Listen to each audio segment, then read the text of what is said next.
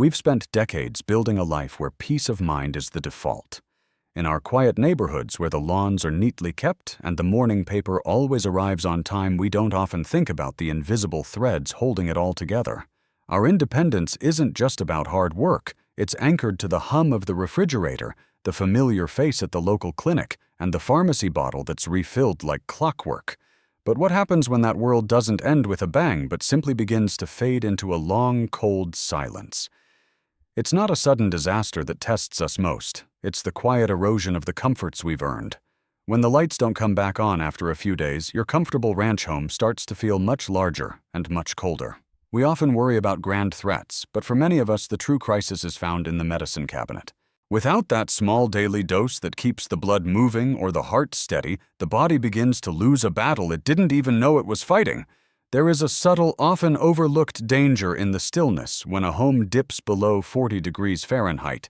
It isn't just uncomfortable, it's a silent strain on the heart.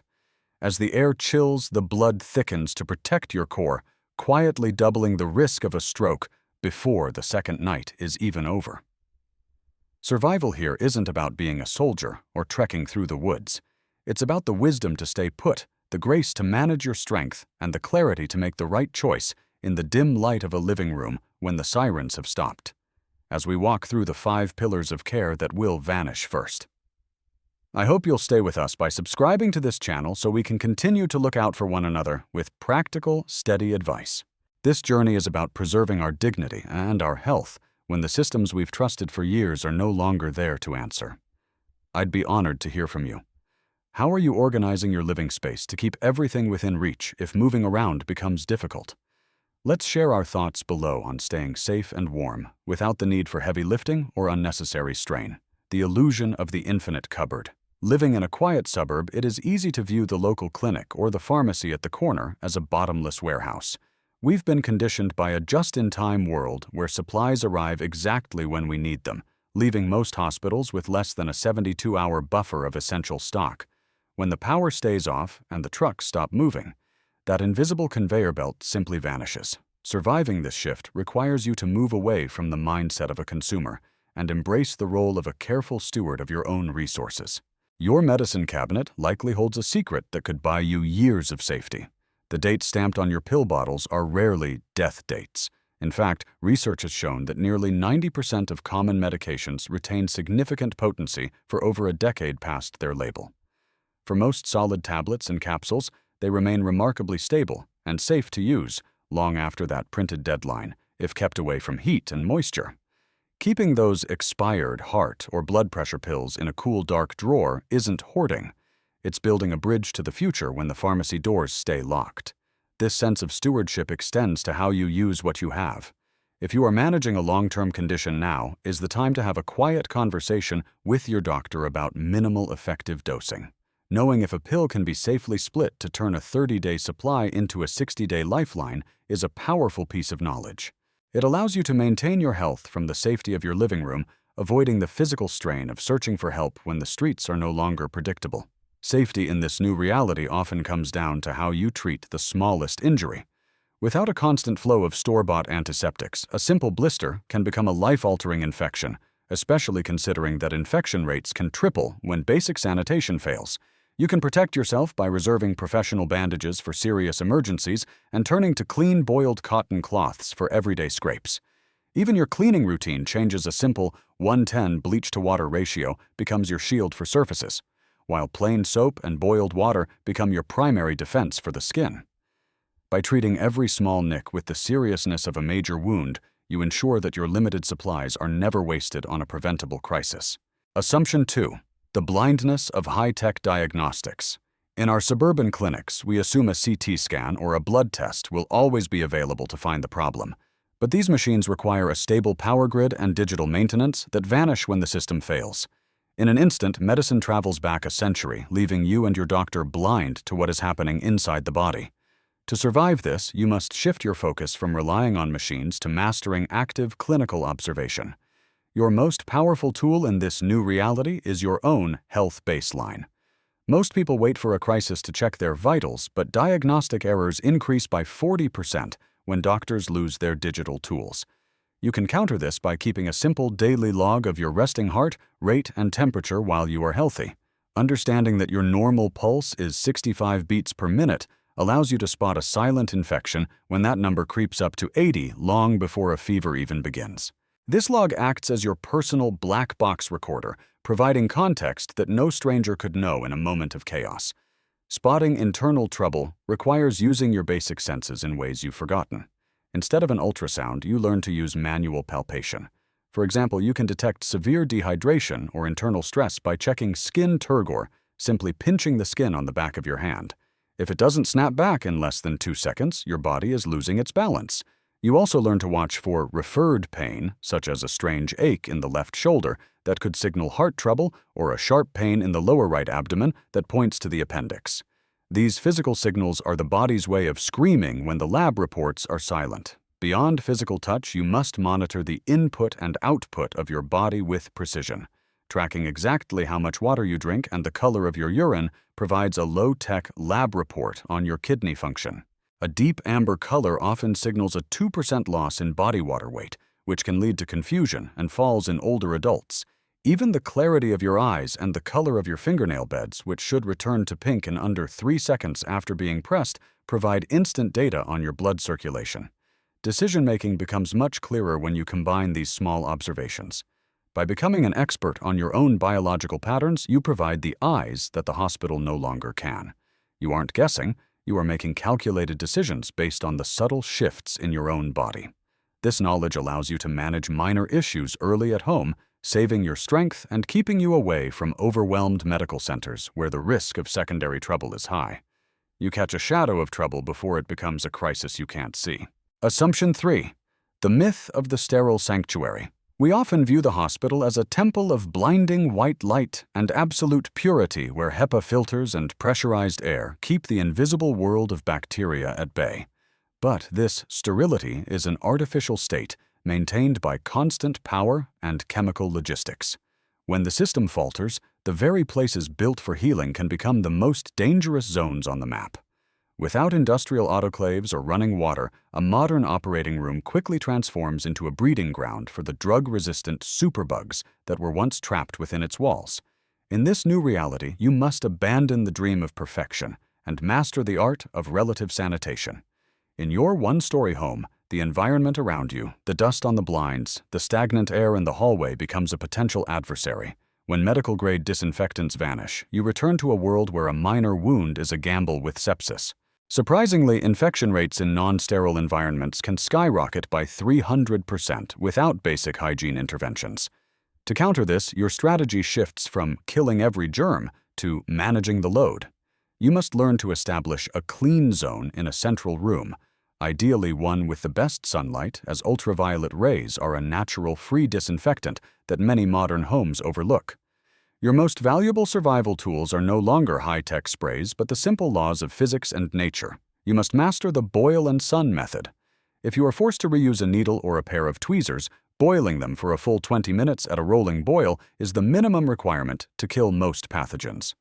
For wound care when store-bought ointments are gone, nature provides surprising alternatives. Medical-grade honey or a simple 5% acetic acid white vinegar solution can act as effective barriers against bacterial growth techniques used long before the invention of modern gels. These aren't just folk remedies, they are biological tools for a world without a supply chain. Maintaining your health in this environment requires a disciplined, low-strain routine.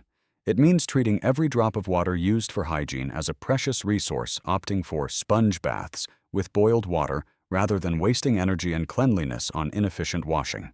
You also learn to monitor localized heat. If a scrape feels warmer than the surrounding skin or develops a red streak, you are seeing the first signs of a battle your body is losing. By shifting your focus to these primitive but effective methods of cleanliness, you create a barrier between your family and the microscopic invaders that thrive in the shadows of a collapsing system. Assumption 4.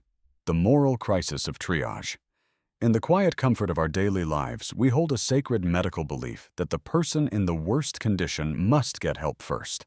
We expect the ambulance to rush to the most critical patient while those with minor injuries wait. But when the system stops, this compassionate rule becomes a mathematical trap that can destroy an entire family.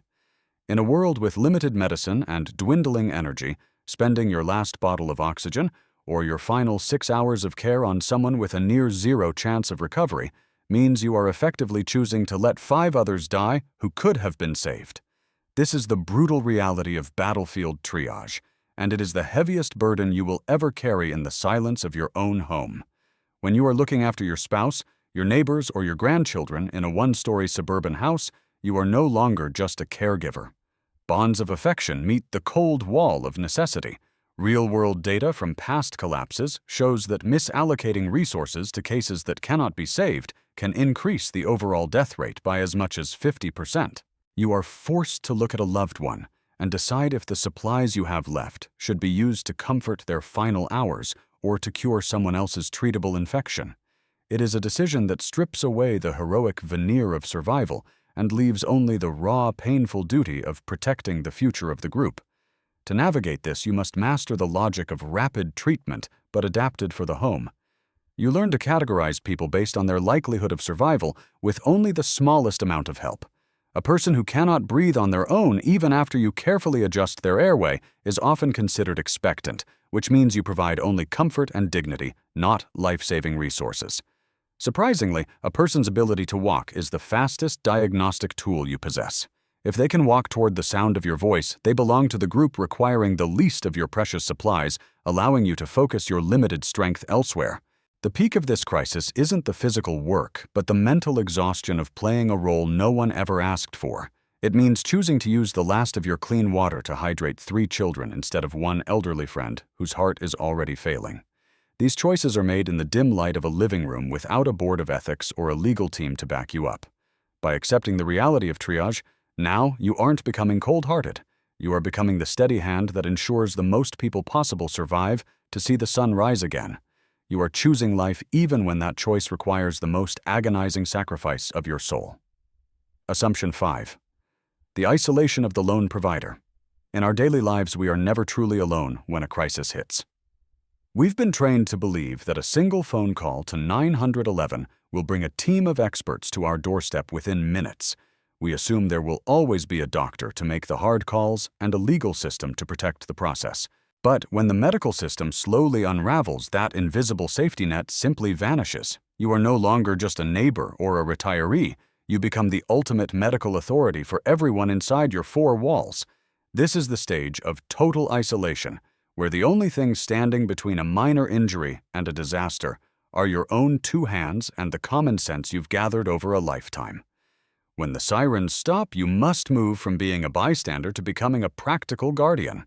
Real-world data from past crises tells us that without professional help, fatal mistakes increase by about 62%, simply because people freeze in fear, waiting for help that isn't coming. You can beat these odds by learning 3 simple skills that anyone can do: basic wound cleaning, stabilizing a broken bone, and keeping someone hydrated. Research shows that families who know these 3 things can reduce their risk of losing a loved one by nearly 40% when they are cut off from the world. Your primary method is using what you already have in your kitchen or garage to do the work of a clinic.